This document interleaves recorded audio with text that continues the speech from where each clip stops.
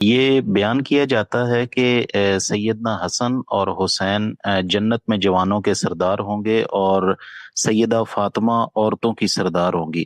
یعنی جنت کے اعلیٰ مراتب کے لیے جو ایک کرائیٹیرین مقرر کیا گیا ہے اس کی کوئی حیثیت نہیں ہے، بلکہ ایک خاص نسبت کی بنیاد پر بھی آپ کو یہ مراتب حاصل ہو سکتے ہیں۔ دوسری طرف انبیاء میں سے اور انبیاء کی ازواج میں سے کسی کو جنت کی سرداری نہیں دی گئی۔ بظاہر یوں لگتا ہے کہ جیسے ایک کمرے میں بیٹھ کے سارے عہدے ایک خاص ذہنی پس منظر کے تحت ایک ہی خاندان میں تقسیم کر دیے گئے ہیں، اور یہ تسلیم کر لیا گیا ہے کہ قیامت تک کے لیے اب اللہ سے تقرب اور تقوی میں ان سے بڑھ کر کوئی انسان نہیں ہو سکتا۔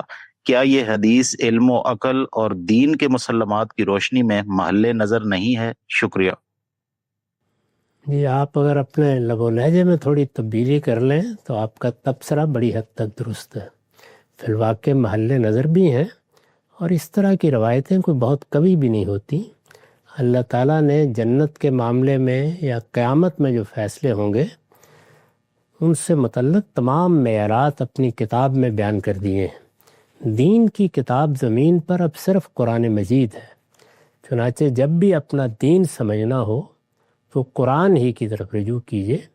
وہ پورے دین کو بتمام و کمال بیان کرتی ہے، اور اس میں یہ بتا دیا گیا ہے کہ جنت میں کون لوگ ہیں جو سبقت اختیار کریں گے، کون لوگ ہیں جن کے لیے غیر معمولی مدارج ہیں، اسی طرح سے وہ مناصب کیا ہیں جو ایک بندہ مومن اس دنیا میں حاصل کر سکتا ہے، اور وہ قیامت میں بھی اس کے لیے درجات کی تعین کا باعث بنیں گے، وہ بھی بیان کر دیے گئے ہیں۔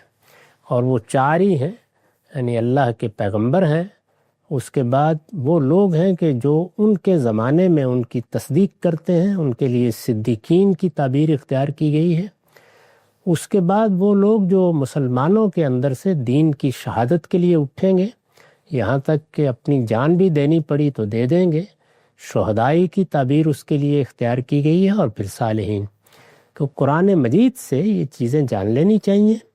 اس کے بعد جو روایتیں لوگوں میں شہرت پا لیتی ہیں، جن کو بعض فرقے بعض گروہ اپنی خاص علامت بنا لیتے ہیں، ان سے صرف نظر کر لینا چاہیے۔